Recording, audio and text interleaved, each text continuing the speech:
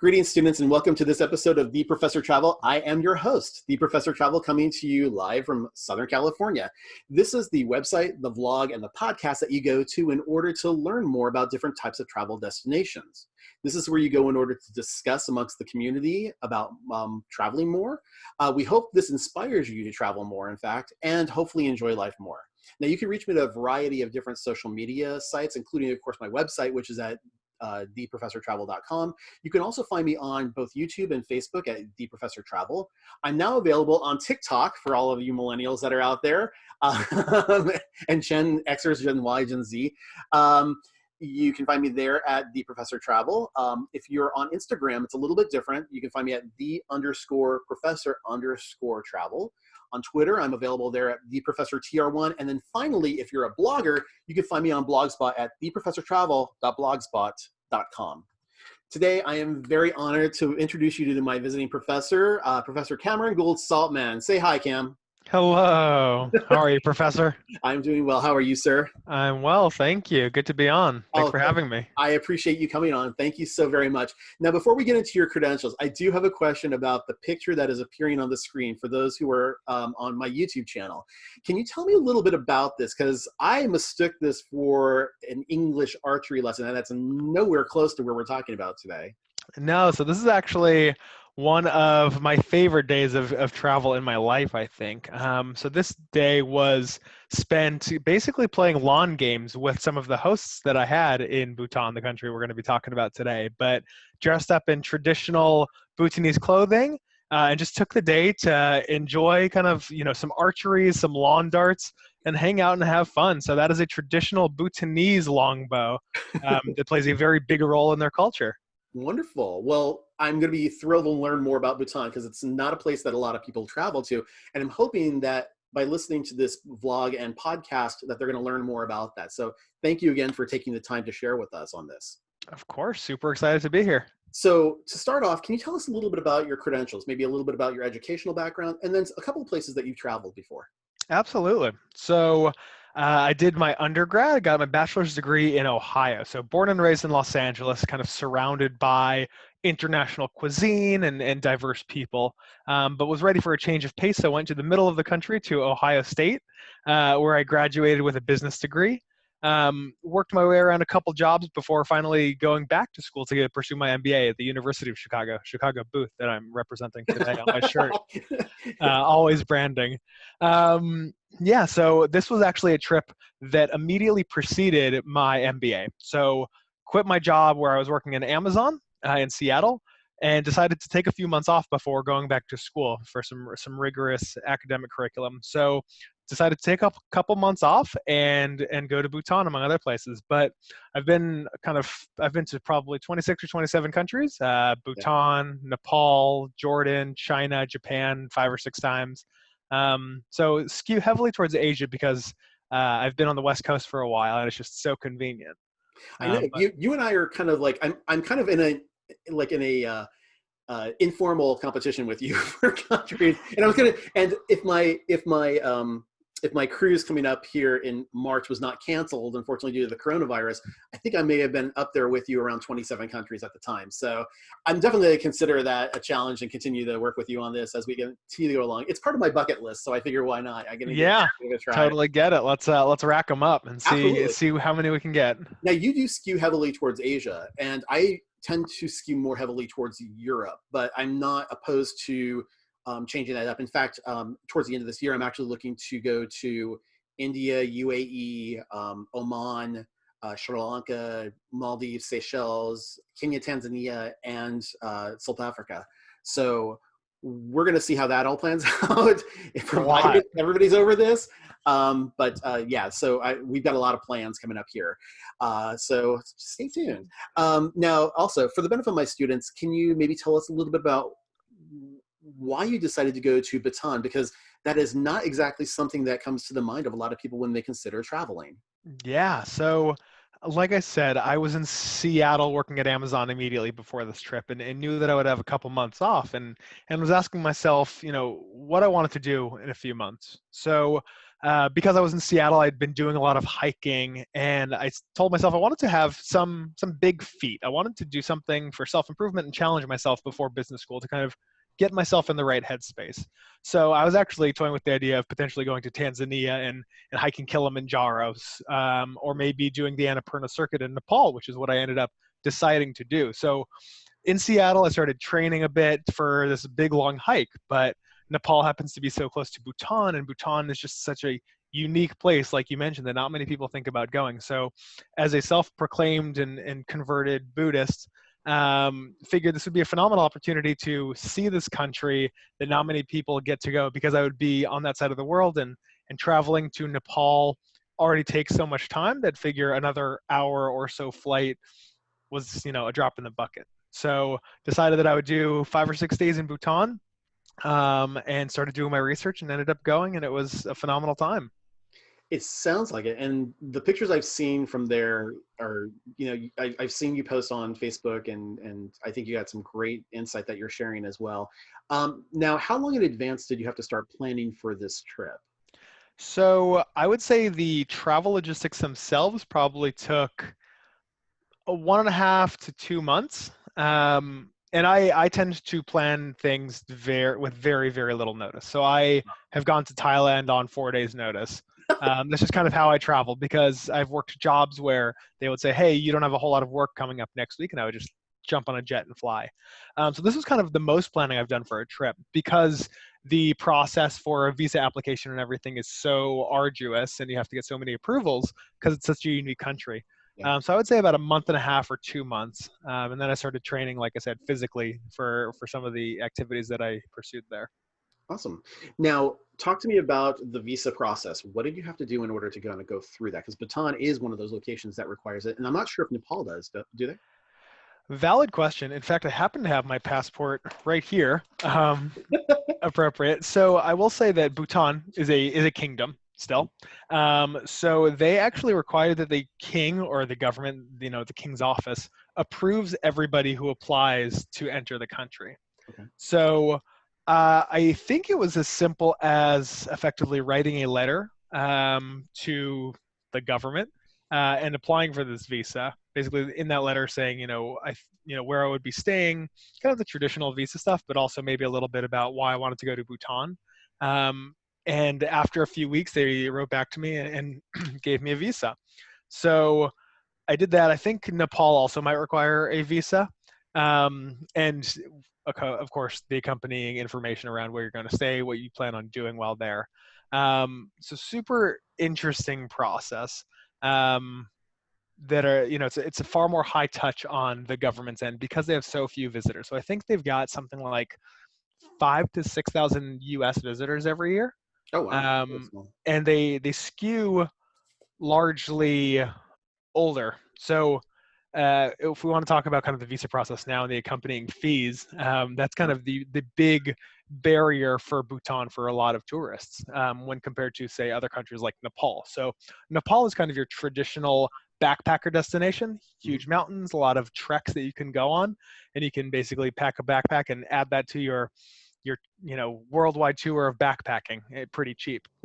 Bhutan, on the other hand, the visa fee, there's a fee that is $250 per day per person. Oh wow. So it's at face value very expensive, but when you look at what that covers, it's actually a pretty good deal. So your fee actually goes to, and we can talk through this a little bit later, but your fee covers your accommodations, your food, your guide, and a driver. Oh, okay. So it's almost like an all-inclusive fee that's associated with that. I like that, actually. Yeah, it's very convenient, but definitely a lot to swallow for a lot of people if you think about it as merely a visa fee. And that does cover their universal education and their universal health care for the citizens of Bhutan.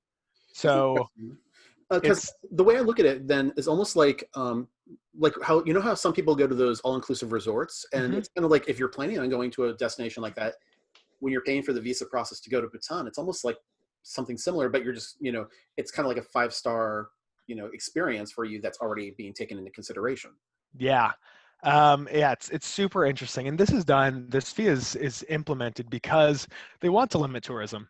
they just opened up tourism for the first time in 1974, I believe. It was it had closed borders before then, and because of this tourism, clearly there are implications around crime and theft that come with some of the tourism. So they want to limit it. So they've got some very, very strict restrictions on things that tourists can and can't do, and what citizens can and can't do. Okay. But this is definitely an effective way to limit tourism. But it also makes it a super interesting experience because you're not constantly surrounded by tourists. That makes more sense then. Speaking of traveling, especially to destinations that are a little out of the way, what kind of travel medications did you have to prepare for in advance, or did you?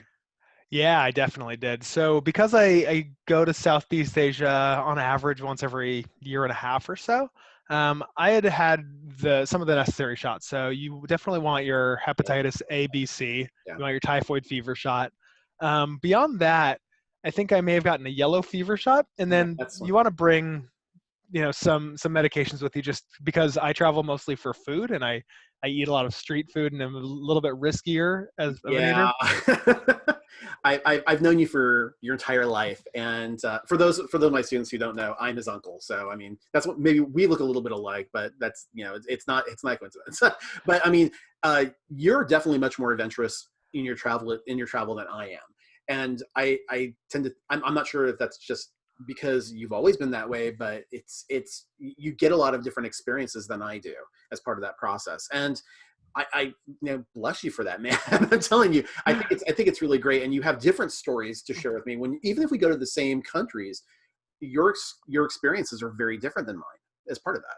Yeah, it's I think it's a matter of how I traveled during my formative years of traveling. So my first solo trips were kind of in my early 20s when I was going to hostels in Thailand and eating a lot of street food, and that's kind of shaped the way I like to travel now.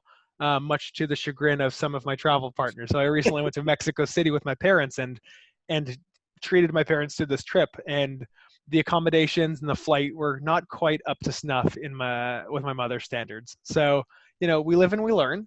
But I loved this trip. And I would say back to your earlier question about medication, I think because of what I plan on eating, I wanted to make sure that I had, the classic like antidiarrheals. So you've got your Imodium, your Pepto-Bismol, just to make sure you're covered from a gastrointestinal perspective. And then some general antibiotics. So I think I got a Z-Pack and everything. Okay. But I did know that they would have pretty extensive health care there because of their universal health care. Yeah. So I wasn't too worried. Excellent. Well, let's move on to the pre-packing process. So, what was the weather going to be like at the time of year that you were going, and what were you planning on bringing with you as part of that process?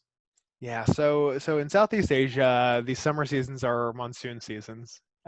So I anticipated lots and lots of heavy rain. So a good light rain jacket. So because I plan on going on this trek, that kind of precluded me from bringing big wheelie bags that weren't very mobile. So I packed a big backpack, Mhm. basically just a big backpack and maybe a smaller backpack to attach on the front of me. So kind of your traditional backpacker look. And in that backpack, of course, I carried my toiletries and medications. Mhm. But I really thought about what the necessities were for a long trek that I planned on doing in Nepal, but also what would be beneficial for me walking around Bhutan for 6 or 7 days, where I would go on day hikes and stuff. So I would definitely make sure to bring a light raincoat. So I basically brought a shell. I brought a couple good layers of thermal coverings. Okay. So in many places in Bhutan, like some of the monasteries and temples, you have to cover your arms and legs. Yeah. So I made sure that because it was going to be, say, 80 degrees, 90 degrees in some instances, I wanted to bring something that would cover me but would be light and breathable. So I would say lots of thermal wear, some leggings and tights here and there for active stuff, and then just lots of light t-shirts. Focusing on what I can pack lots of that would be light but would be enough to keep me from smelling bad. Because you were going to be bringing such a small amount of stuff, were you looking for places that you could do laundry along the way, or was that just not really in your wheelhouse? So I really didn't think through doing laundry. It's definitely a consideration, but because I planned on being in so many different places, so my trip was actually kind of a Bhutan sandwich with Nepal bread. So I landed in Nepal, had Nepal for a couple days, then went to Bhutan, and then plan on going back to Nepal for this big trek at the end. Okay. So I felt like I wouldn't really have time for laundry necessarily, Okay. um, but definitely not a consideration. Not a consideration for me that I probably should have thought about. What about as far as either sun protection or because I know you said it was monsoon season, but it's still, an area where it can hit 90 degrees, and if it's going to drain you, you definitely want to make sure you're protected. What about something like that or mosquito repellent of any sort? Yeah. So not only did I bring a lot of like it's very strong mosquito repellent, like 100 level DEET, but I also brought malaria pills Okay. because malaria is prevalent in that part of the world. So brought malaria pills, brought mosquito repellent, and did bring sunscreen. Right, you're going up on these high mountains that have extreme UV exposure, so you want to make sure that you're covered. So I brought a hat and sunscreen, kind of all those toiletries that you would need. Yeah, and that was one thing I was actually really surprised when I was traveling to Thailand. Even though we were staying in a really nice hotel, a lot of the excursions we would go on would be at kind of these rural parks and places where you would need to bring your toiletries and so, when I mean toiletries, I'm not talking about like toothbrushes and toothpaste and stuff like that, but I'm talking like actual toilet paper, because in some places they won't have that. They may have a hose or something like that you can wash off with and a hole in the ground, but Yeah. that's about it. I don't know how the experience was for you over there. So Bhutan is lucky enough to have introduced tourism relatively recently that they have Western style toilets in a lot of places. Okay. So we don't have these squat toilets that you had. They're popular in China and Japan necessarily, but they had Western style toilets. So I was covered there and they have enough toilet paper because again, tourists are paying so much money that they make sure the tourists have kind of the best treatment. It's an older crowd too in a lot of Mhm. cases, so it might be there might be some health issues where they need to have some comfort there. So Absolutely. so let's talk about let's talk about your travel. So you left from LAX, is that correct? Yes. Okay, and you were just dropped off there, so you didn't take a super shuttle or Uber or anything like that, right? Happy enough or lucky enough to have parents who live 10 miles away from and happy to live 10 miles away from LAX. So yeah, packed my backpack and my parents drove me to LAX. So dropped off late night, had a 1 a.m. flight. So yeah, I mean, these big international flights, right? If you want to go cheap, you'll usually take off first thing in the morning. So Do you normally travel in like the early morning time frame? yeah, if I'm going internationally, I usually do. Just because it allows me to sleep. You're gonna have these long flights anyway, so kind of queuing yourself up to sleep on the plane. If it's a long flight, so that you can kind of sleep through the day potentially and get acclimated to the new time zone. Is kind of Okay, how I do it. cool. Uh-huh. And you had mentioned before, what flight did you end up taking to get there? So I took a China Eastern flight. So I actually booked it through my credit card company Okay. because I booked it on credit card points. Oh, Super convenient. So booked it on China Eastern. So I went from LAX to Shanghai, okay. which is about a 14-hour flight. Then had a pretty short 2.5-hour layover in Shanghai before going from Shanghai to Kathmandu, Nepal, Okay. which is about a 3-hour flight. So Kathmandu, Nepal, super interesting city, super interesting country. Hmm. And then from there spent about a day and a half in Nepal before finally getting on a Royal Bhutan airline flight to Bhutan. Excellent. So there's one airline that flies into Bhutan, and that is Royal Bhutan. Yeah. They have 4 planes. They have 8 pilots. If one of those pilots is sick, then that flight doesn't fly for the day. Oh my gosh. Well, it's the advantage of having a kingdom, and they can kind of control that if they want. So good for them. So let's talk about the first destination. Let's talk about Nepal. Talk to me a little bit about Kathmandu. What can you tell me about that? Yeah, so I showed up and true to the guides who said it would be raining, it was raining. It was pouring rain, and most of the roads are paved, but some of the alleys and stuff aren't paved. So you'd be walking through mud alongside other, 20-something-year-old backpackers, but also backpackers of all ages. So you'll have, those who are getting ready for treks Mhm. who might be in their 60s because they've just retired and want to do go to base camp for Everest. So it's super interesting. I stayed in a very, very nice hotel that was, I think, potentially an old palace. Mm, Um, and just kind of walked around. I feel like that's the best way to get acclimated and learn the city, is to walk around, smell the smells, see the sights, eat the food. And they had rolling blackouts at the time. mm, I think this might be common kind of during monsoon season. And when I say rolling blackouts, I mean just power outages, really. But they they had a couple power outages, so I ended up getting a cup of coffee my first day, and they had a power outage, but they immediately brought me a candle to my table. So you could tell that this was pretty common. okay. Um, but it's super interesting to walk the streets because, like I said, it's such a destination for treks and hiking that a lot of stores just sell a lots of camping gear, backpacks and carabiners and patches and stuff. So kind of a functional area in the neighborhood where I was kind of looking around.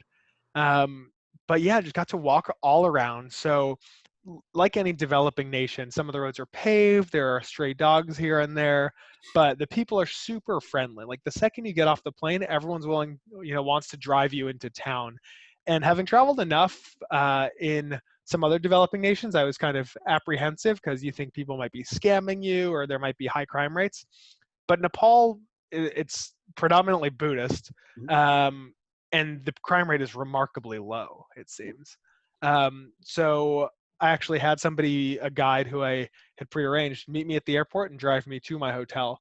And they were kind of my Kathmandu guide for a day and a half or so. Excellent. And just for the benefit of my viewers, do you remember what kind of currency they were using there? They have their own currency. I can look up the name of it, but it is their own. It is called the Nepalese rupee. Rupee. Okay, that's what I thought.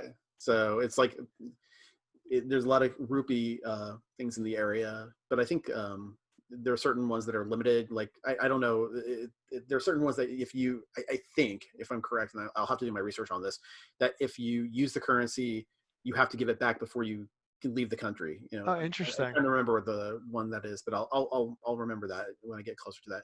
So, anyways, you're there for about a day and a half. You're experiencing everything.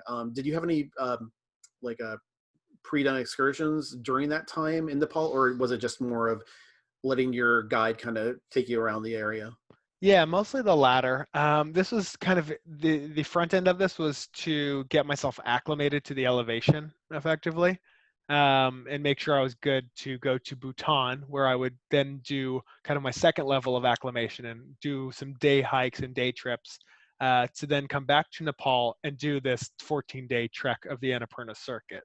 Okay, cool. Um, so yeah, Kathmandu was great for a day and a half, and we can talk about kind of the tail end of this trip Mhm. after Bhutan potentially. Or And that's our next destination is take me on the itinerary now. Let's talk about Bhutan.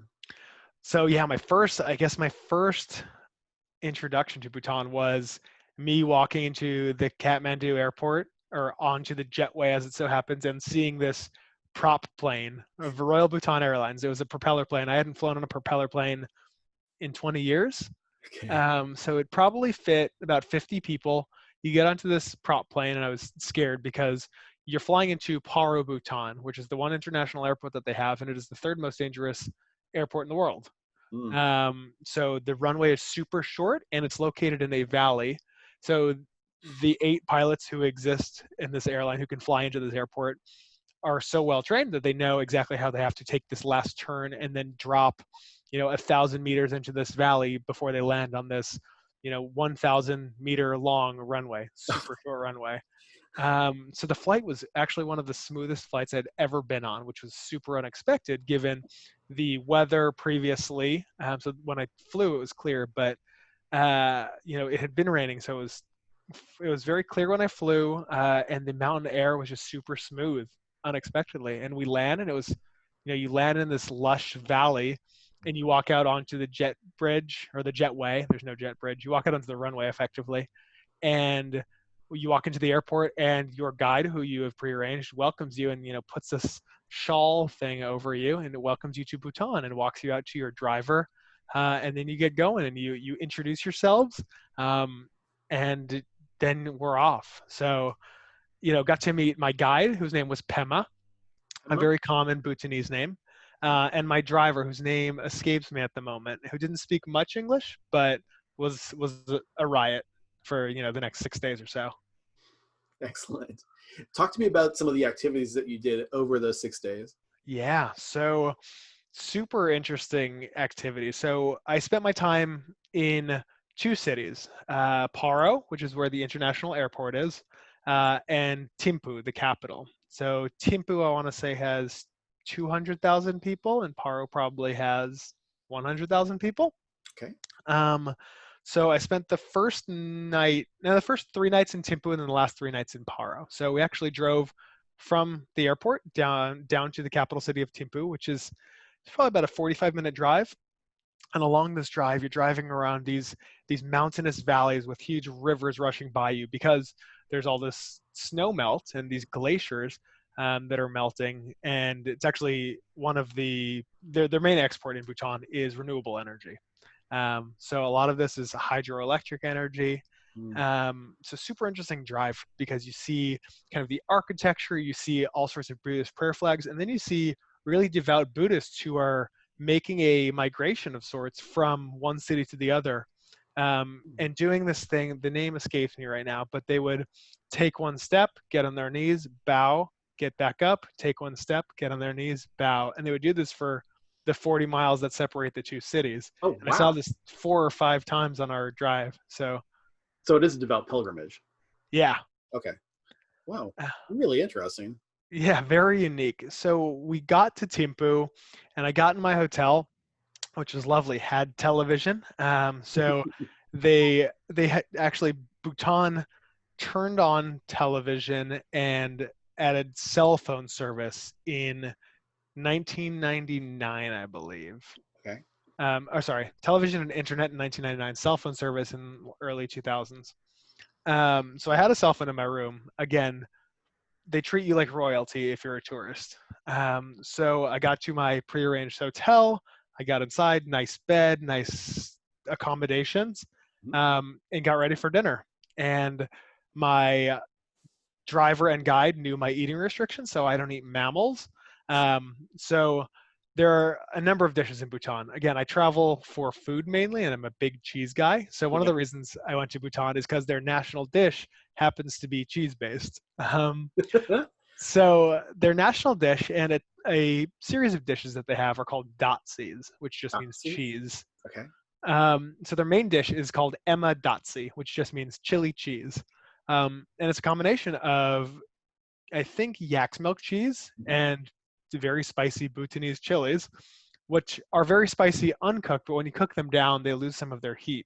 Okay. So it's, if you can imagine like a chili relleno without the fried bits and a Bhutanese flavor as opposed to a Mexican flavor. It's kind of that level of heat. So very tasty. You eat it over this red rice that they have Mm. with 4 or 5 other datsis. So they serve you way too much food in this country, which Well, is you're their lovely. guest. I get it. It's precise. It's the hospitality. Yeah. And Pema was not a small man, so we were fast friends in talking about food. Um, but I basically, they asked me what I wanted to do over the course of my 6 days there, and I said I want to focus on, getting out hiking, but also like doing what the locals do and feeling out, what the Bhutanese culture is all about. So we did a couple of really interesting hikes, and they got to telling me all about their kingdom and their royalty. So they all really admire the king and the prince, and it seems like the king and prince kind of just exist amongst the people. So while they have their protected quarters, they will do bike rides. So bikes are very popular there, like bicycles. The king and prince will go on these bicycle rides on the same paths that all the civilians do, and they'll say hi to everybody on a regular basis. So we ended Oh, up going on a hike along one of those paths. Didn't see the king, okay. but I was told that that's where the king would also bicycle sometimes. So Is it expected that if they're biking past you, that you're required to bow or do anything like that, or do you know? I don't know. It seems like everyone respected the king, so I don't know if that's customary, but it seems like he was a man of the people enough that you might not have to bow to him. Okay. Perfect. So Yeah, we did a few really interesting day hikes. Like I said, I was trying to train for this long trek, so I would go on runs just to kind of see the area. So there are temples and forts. So they have these big fortresses called zongs, Dzong. We went into a couple of those, and those were you're required to cover your arms and legs. Um, and you would go in and you'd see these wonderful paintings on the walls that kind of depict these stories around the Buddhist culture going from Nepal to Bhutan and the transformation of their culture and all these beings, mythical some, but also real in others. Um, and then you would look at the horses and the wildlife. So they've got a really unique animal called a takin, which is their national animal, which is kind of a combination between a goat and a cow. Hmm. Very interesting looking animal, but they can only really live at very high elevations. So they've got this takin sanctuary in next to one of the hikes that we were doing. So I got to spot a couple of takins, and because they love this animal so much, it is their. I tried Takin wine, which has nothing to do with the animal apart from the branding, but this is their Just like, Bhutanese wine. Yeah, not from a Takin. They have Takin whiskey, so I mhm. got to try. I got to imbibe some of their local libations, which was lovely. So late night, my guide is staying in the same city as me, potentially the same hotel, but we would enjoy a drink at night, and I ended up going to like meet his friends. Like I said, I wanted to kind of be enveloped in their culture, so he introduced me to his friends, and we would drink at their bars. So the bar scene is super interesting. They don't really have big bars, but rather um, kind of just imagine a room of a house. You would go into an apartment lobby or something, a small lobby, and there would just be what looks like a jewelry case, but that would house bottles of liquor. And you would effectively sit down on couches and drink liquor with the bartender or drink wine with the bartender. Restaurants serve liquor, but for the experience of really drinking at a bar, you're just kind of hanging out in this room with locals.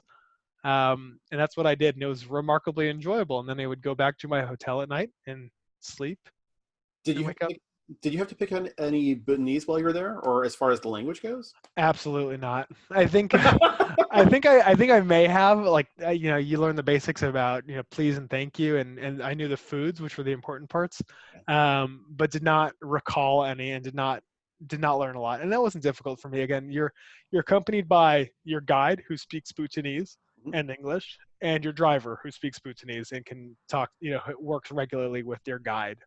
So wasn't necessary, but that's kind of what the experiences of Bhutan were for the most part. Now, there are clearly souvenir shops, so I did a lot of walking. What I thought was really interesting was my experience in Paro. So 3 days after some time in Thimphu in the capital city, we go up to Paro, which is a town of about 100,000 people, and they've got a basketball court. I guess Thimphu, actually, I just learned, is the only capital city in Asia without a street light. So no Hmm. street lights in this country really. They added one in Thimphu, and it got such strong pushback, and so much conflict with the citizens who thought that tourism was changing the way that Bhutan was, that they ended up taking it out. Now there's just a crossing guard. So it's this big intersection with one little hut thing where a crossing guard might sit. So one evening after a few drinks, me and my guide wandered out to that little hut, and I stood in there for a picture and acted like I was guiding traffic. So very fun. But we ended up going back up to Paro, where I stayed in the first hotel that was built in Bhutan for tourists. Oh, really? So, hotel was built in 1974 Mhm. when they opened up the borders, and it's a super interesting hotel, big wooden hotel. Um, it's kind of a traditional hotel layout, so probably 3 stories or so, but pretty extensive. But they also have little huts around. So if you don't want to stay in the main hotel, you can stay on the premises in your own little cabin effectively. And Oh, really? that's where I stayed. So I stayed probably 500 meters away. And for the students. 500 meters is, 1,600 feet or so, let's say. Yeah. Um, but ended up staying in my own little cabin on the premises. So the premises is gated. You would walk into the premises, and I would have meals in the main hotel area. So most meals that I had were buffet style in these hotels, just because they don't know your individual eating habits, and because they are used to eating so many different dishes, it's just Mhm. easier if it's a buffet style. So loved it. Probably gained 10 pounds in my trip, But you but worked it off also because you were doing so much hiking. And that's precisely one of the that. things I noticed when you're over in Europe is you tend to eat like they seem to give you a lot of food. Like when I was in either Italy or Copenhagen, I was eating a lot in the morning, but you're walking everywhere too. So I mean, you are expending more energy, and I don't know that a lot of my students understand that either. It's like when you're traveling here domestically in the United States, most people have a car or they have public transportation that they're able to get around with. When you're traveling, you know, outside of the United States in either Asia or in Europe, you tend to be in city environments or at least within hiking environments that a lot of people will either bring a bag or bring a backpack. And man, people get skinny because they're walking so much, or they have bikes, like you were saying. Also, that's another thing. A lot of people ride bicycles. A lot of people ride bicycles. So Yeah. Yeah, I mean, it was not easy to choose to walk all the time, right? Because I had this driver who, in theory, I had paid to follow us around and drive us everywhere. So had to make an outward effort to walk everywhere, or to walk most places. I Um, was going to ask you, what kind of foods were in the spread that you would typically see there? Was it mostly Americanized stuff and English stuff, or is it the local cuisine? they have a combination. So there are certainly some of the tourists who want to eat something that's a little bit closer to home. So they did have Western style stuff. So they would have egg omelets over rice and potentially toast and tomatoes for the English tourists. But I mostly ate lots of rice, lots of emadotsi, that Chilean cheese. Um, they had a chicken stew called Jashu Maru, which is very tasty. Hmm. Um, yeah, I would have a combination. And then they've got this really interesting tea called suja, which is basically butter tea. So they churn this butter, or they mix this butter in with this tea. So it's a very salty tea, that tastes slightly like butter, but fresh butter from And to be clear, are from. we talking about cow butter or yak butter? Very good question. Completely unsure. I'm inclined to say yak butter. I do know yaks play a pretty central role in their cuisine. Yeah. But yeah, we ended up going to actually a market. So one of the big things I wanted to do was go to a market where people buy their food, right? The locals buy their food. So we went to this outdoor market, which was huge, and got to see what they were eating. So a popular snack of theirs is yak cheese, but dried yak cheese. So imagine a hunk of feta cheese size, so call it a 1 by 1 by 1 inch cube, um, that is dried out and you toss in your mouth, and it's basically a cheese flavored jawbreaker that lasts for 30 minutes or so. Oh my Appealing God. to some, not appealing to others, but definitely a unique experience. If you're a cheese fan, it's worth. It sounds like it's worth trying. I might Precisely. just have to take you up on that offer because that Please. that that appeals to me. It is. I'm a big cheese fan. You are indeed, and it is lovely. Unfortunately, I didn't bring any back. But next time you're in Bhutan, highly encourage it. But I did bring back some chilies, some dried chilies. So Bhutanese chilies are very popular and very spicy, and I ended up bringing back probably about a pound of chilies. Um, How do you compare them to, because you've done a lot of traveling. You've been to Mexico, you've been to a lot of different places that do have chilies. How do you compare them with other chili brands or other chilies that you'll see in different locations? yeah, so I would say the fresh chilies there are probably spicier than most that I've had. So in Thailand, they're very spicy, but in Bhutan, there's something about we'll call it a terroir. But there's something about the region in which they grow these chilies high up on the mountains Yeah. that just make them so spicy, which I love, but some people might hate. And you can request to get stuff not very spicy, but they will default to some pretty spicy, pretty high up there on the scale.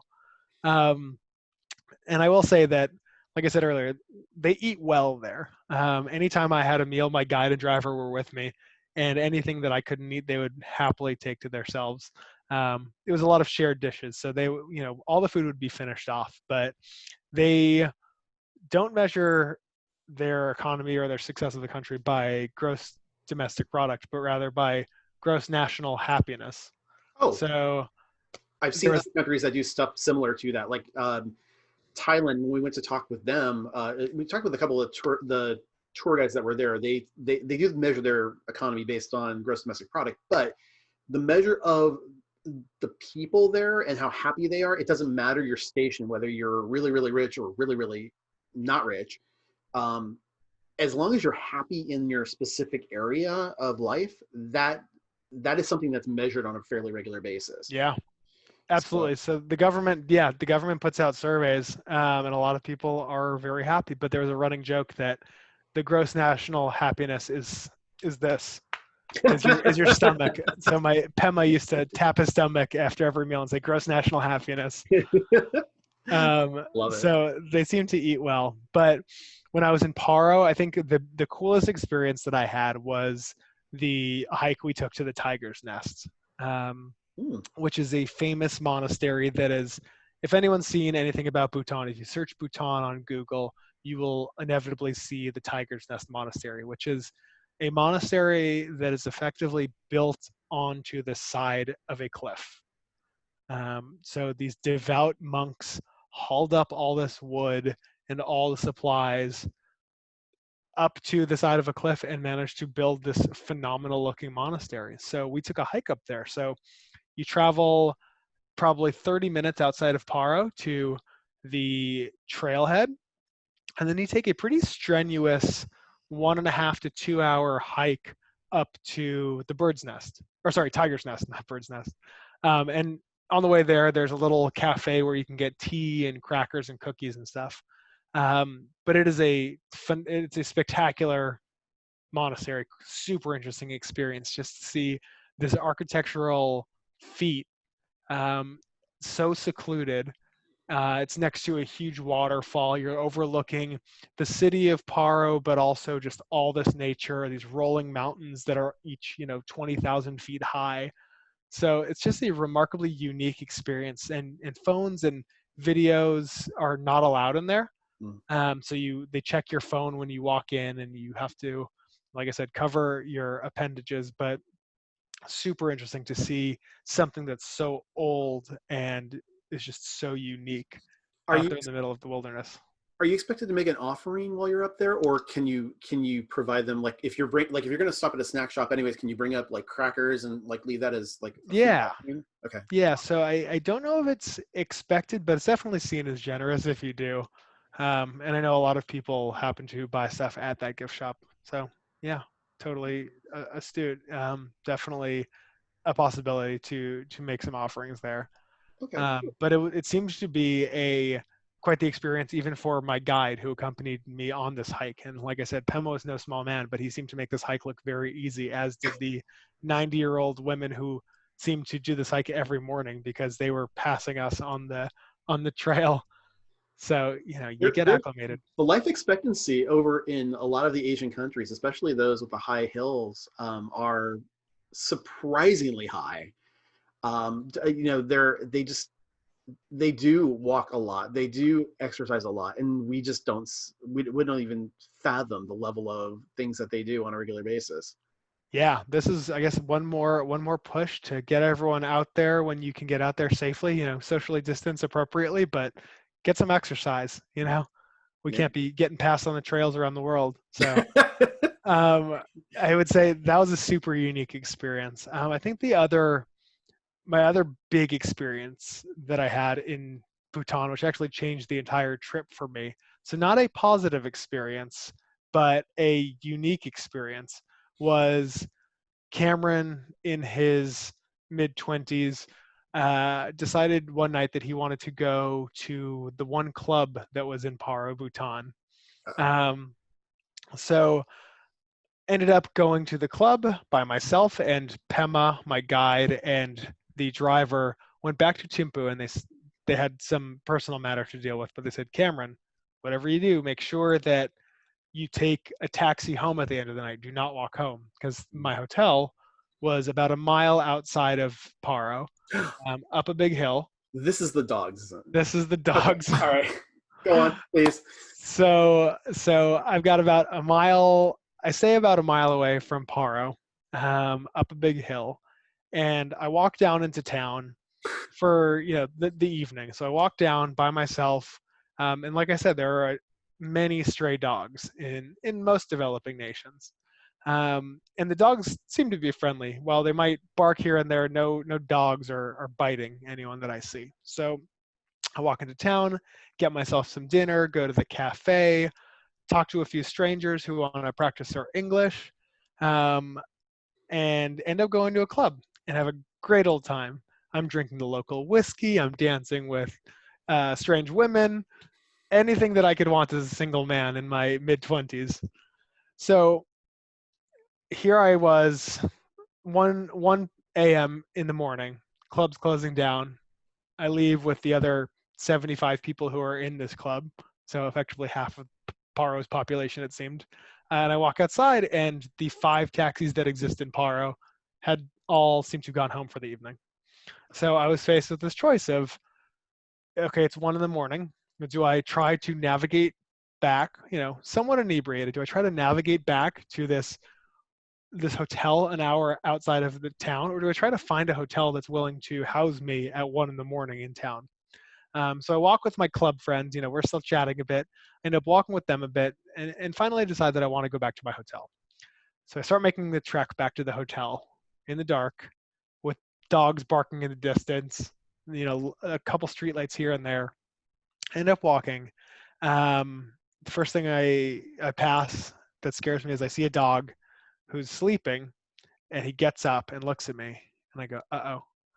And a car ends up passing between me and the dog, and I then run with the car, who blocks me from the dog's vision, and I'm safe. So I think I'm home safe at that point.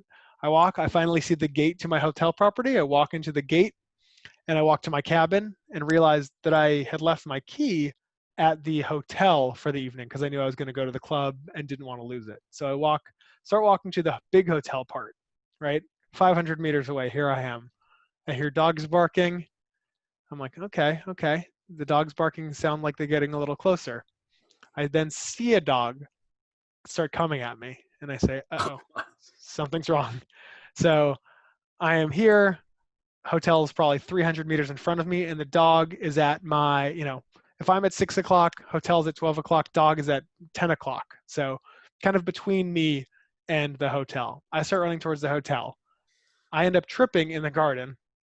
This dog and all his dog friends to whom he was barking come and surround me. So there are 4 dogs around me, and I am on the ground. I am punching at these dogs and kicking and yelling at the top of my lungs. Did they actually connect with you? I mean, did they actually bite you? They did not bite me. Oh my God. I don't know if it was a matter of me just being silly and scared and they just wanted to be pet or something. They were all, in my They were mind, surrounding you. I don't know if they want to just be pet. Exactly. In my mind, they were lunging at me and snarling their teeth and barking, and I was yelling at the top of my lungs and punching and kicking.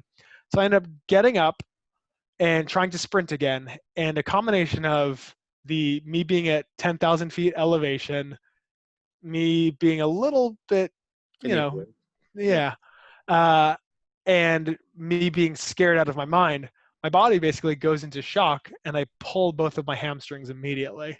Oh my God. And I, mid-stride, fall again onto the driveway of the hotel, cut up both my palms and both of my knees, and I am now bleeding. And these dogs surround me again.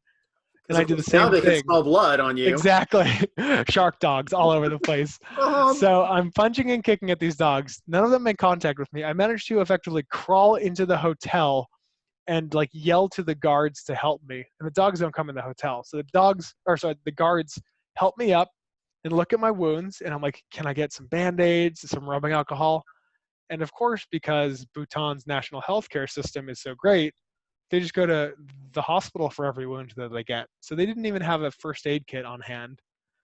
So they managed to escort me back to my room. So I have one guard under each shoulder. They walk me back to my room because I can't walk at this point because I've pulled both of my hamstrings. They shine big, bright lights at the dog, so the dog kind of scamper away. They escort me back to my room, and I go to sleep. And I wake up the next morning, a bloody mess, can barely walk, and I end up meeting, I hobble out of my little cottage, and I end up meeting another couple from Texas who happened to be doctors. So they Okay. had Neosporin and Band-Aids, and they managed to help me with my wounds. But I got in touch with Pema. We went to the hospital. Gosh. They looked at my cuts, bandaged me up, gave me some antibiotics, and that was that. But I basically couldn't walk, which meant that I couldn't then do this Annapurna circuit. So the next 12 hours or so was spent, because I had booked my travel through my credit card company and not the airline. I couldn't call the airline. I had to call the credit card company to call the airline. And because I didn't have a cell phone, I had to call from the hotel. And the hotel, because it's Bhutan, didn't make many calls. So they charged me, I think it was like a minute per call. And I think that call probably lasted about an hour to an hour and 15 minutes. So that was about an $80 call, all to cancel the rest of my trip because I could not go on this trek. Oh man. So I had to book a flight back to Nepal, I think a couple days early, and then book a flight back to Los Angeles because I couldn't make this trek. So that was 2 weeks less trip that I had because I decided to go and not take a taxi back from the club. So that's your lesson, kids. Oh. Students, always take a taxi when you can. Oh, Cam, so for my viewers, Cam's told me he's alluded to this story, but I've never known the full scope of this story. And wow, man, you're much more adventurous than I am, or at least you have been. So, I will say I've got experience. one more story from that, and this shows you how the world, everything happens for a reason. And this is not Bhutan specific, but Bhutan was a phenomenal trip. And on the back end, I still managed to go to Kathmandu for about another day or so. But I get back to Kathmandu and end up meeting up with a friend who I had met on the front leg of this trip. So there was a series of traveling nurses who were doing about a week in Nepal. And because they had been there about a week, they were kind of on the tail end of their trip as well. So ended up meeting up with one of my friends, and she let me know about this opportunity to do what they call an Everest flight. And she was leaving at 5 a.m. in the morning and had arranged it with the hotel. And I said, okay, I don't know exactly what this Everest flight is, but I'd love to accompany you. I can't walk. This seems like a great opportunity. So I asked the hotel if they had any more spots on this flight that was going to leave at like 6 in the morning. And they said, well, we don't have any window seats left, but we could give you, or actually they said, we don't have any seats left on this flight. So instead, I didn't really believe them because I had seen how things had gone down in Nepal, right? With enough Nepalese rupees, you can kind of make anything happen, it seemed. So I ended up going with my friend to the airport at 5:30 in the morning and asking them if they had any more seats on this flight. And they said, well, we don't have any window seats, but we'll give you an aisle seat and we'll give you it for half price if you want. And I said, that sounds wonderful. So they took me back. I didn't even show them my passport. They took me back, took the equivalent of $100 from me, wrote me a handwritten ticket and gave it to me. And I walked out onto the runway and got in this jet. So I got on this jet with my friend and sat next to her. And an Everest flight, they basically fly you up to 26,000 feet, fly you over to Mount Everest. They fly you around Mount Everest and they pop champagne. You drink champagne and fly around Mount Everest for like 20 minutes or 30 minutes. And they open up the cockpit so you can walk in the cockpit and take pictures out of the front of the plane. And Wow. it was one of the best experiences of my life. I cried on that flight because it was just so moving. Aww. It was an emotional roller coaster. The previous 3 days I had gone from a phenomenal, like getting super fit and super trim and ready for this big trip or big, trek, and then getting handicapped effectively by these dogs and coming back and then seeing a Literally friend. getting hamstringed. Exactly. It was an emotional time. So I would definitely recommend that to anyone who happens to go to Nepal. Is an Everest flight. Super, super unique opportunity. You get to see Mount Everest and all the other, like I said, 24,000 foot mountains around it, from drinking champagne next to a friend. Excellent. Well done. So let's start to talk about the return back now. Your wonderful journey is coming to a conclusion. You're on your way back to the U.S. How was the return flight, first off? Yeah, so the Royal Bhutan flight was phenomenal from Bhutan to Kathmandu. Same thing, like super smooth flight. Those pilots are some of the best in the world because they have to navigate such treacherous terrain and treacherous weather. Mhm. You get back into Nepal, and flights from Kathmandu to Shanghai during monsoon season Mhm. are a little bit tumultuous. So I Copy. think I ended up getting actually delayed a couple times. And because China Eastern, I think, is a potentially a budget airline, they're not prioritized as much. So I got delayed a couple times, but I was in the Kathmandu airport. I got to try momos, which are now one of my favorite foods. These are traditional Nepali or Tibetan dumplings Hmm. filled with vegetables or meats or cheese in some instances, served with a side of like tomato chutney called achar. So good. Um, and one, I would recommend anyone to search for their local Himalayan restaurant, Nepalese or Tibetan, and get some momos. They're Momos. phenomenal. Got it. Um, but ended up eating 3 or 4 servings of momos in the Kathmandu airport over the course of 5 or 6 hours. And so was in the airport for longer than expected, but ended up getting back to Shanghai, stayed in Shanghai overnight because I had been delayed. So missed the connecting flight back to Los Angeles, but because it was covered through my credit card, got on the next one in the morning. So stayed in Shanghai overnight and got back to LA. And dealt with the usual jet lag for a couple days, and then nursed myself back to health. Was able to walk after a few days. Was able to run after a few weeks, and I would say it was the most unique experience of my life. But the allure and the mystery around that trek that never was is what's going to get me back to Nepal in the next few years. Nice. So let's talk about post vacation. What are the pros of going to a place like Tibet or Bhutan? Yeah, so I would say definitely taking yourself out of your comfort zone. While the guides might speak English and you might have Western food available to you, I would say that taking yourself out of your comfort zone, be it physically or training a lot or flying across the world to an area where you've never been, where you don't know a lot about it, is pretty beneficial for a number of reasons. I think the probably the most for me is kind of this notion of becoming comfortable with being uncomfortable. It makes life so much easier if you can kind of land on a new standard for where comfort is. Anything that seems more, that has previously been more comfortable than that is easy going. But because you've said now, I have this new level of where I expect to become uncomfortable, it just makes most things in life a little bit easier to deal with. Additionally, going to places like this gives you a whole lot of perspective. So you see citizens who are so content with the basics. They've never had television, they've never had internet, and they make it through their day, and they're one of the happiest nations in the world. So I'd say perspective is what I learned from the people of Bhutan. Pema is one of the happiest people I've ever met, and we stay in touch still through Facebook. So I will say that perspective is something that you get going to a lot of developing nations.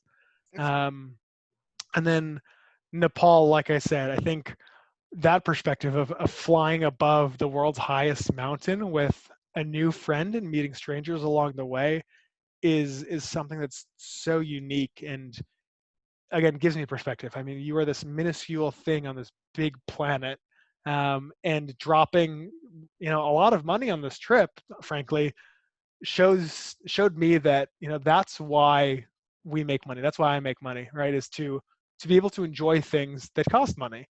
And if you can't enjoy it while you have it, right? If you have to wait until you're retired to spend it, then in some instances you won't be able to make those big long treks. So this is my encouragement to everyone to take some time for you to take a vacation, to spend that money because it's going to give you a rich experience that you can talk about a few years later with the professor. Oh, thank you.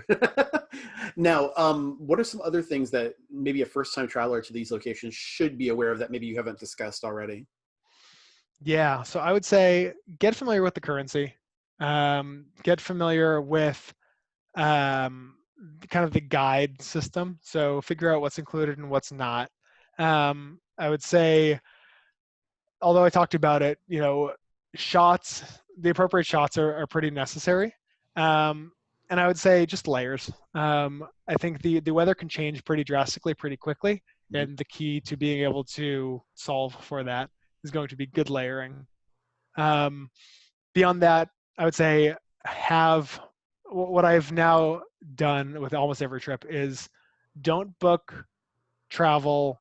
Don't expect to do anything the day after you travel or the day potentially before you travel. Basically, leave a 1 day buffer on either end. I know it's not easy to book those vacation days and take that time, but there are unexpected travel mishaps, delayed flights, medical stuff. So I would say leave yourself a buffer on either end just to make sure you can fully experience what you want to experience and you don't risk missing something. That's actually a great recommendation. One of the things I've found that when I travel, if you cut it too close, you run the risk of, either missing your flight or missing something else that you may have wanted to see, and then you have to cut that out of your schedule. So it's unfortunate when that happens. Yeah. So I appreciate that. You've already shared so many things as far as, different types of value adds, as far as with, booking through your credit card company and making sure that that helped you as far as when you needed to be able to get through some of that stuff. Is there anything as far as best practices go that you want to share as well? So I would say, I think that you would, in some Southeast Asian countries, it's cheaper for you to get a local SIM card to put in your phone than get an international plan. So depending on the countries, sometimes you can have access to an international plan. I know my phone company gives me access for something like $10 a day, Okay. but really question if you need that, right? I would say that you can probably get by with no data. Makes things easier in many instances, but I would say SIM cards, eating the local food is going to be cheaper, right? If you're seeking out an omelet or an acai bowl, clearly somebody knows you're a Westerner and might take advantage of that. So I would say eat like the locals do. That's probably how you're going to get both the most authentic experience, but also the cheapest food, which is one of my biggest concerns every day. And just go in with an open mind, right? I think that is the biggest thing. And follow not only your gut for the decisions you make, but also follow your gut for what you choose to eat. So True. eat well and eat often. Well, thank you again, Cameron, for all your wonderful insight on this. I really enjoyed this. And again, when we continue to do traveling in the future, I would love to hear from you again if you enjoyed this experience. I did indeed. Thank you so much for having me. It was a Uh, pleasure. Thank you so much. Now, for my viewers that are out there and for my listeners that are listening on the podcast, if you have any questions, you can certainly reach me at scott@theprofessortravel.com.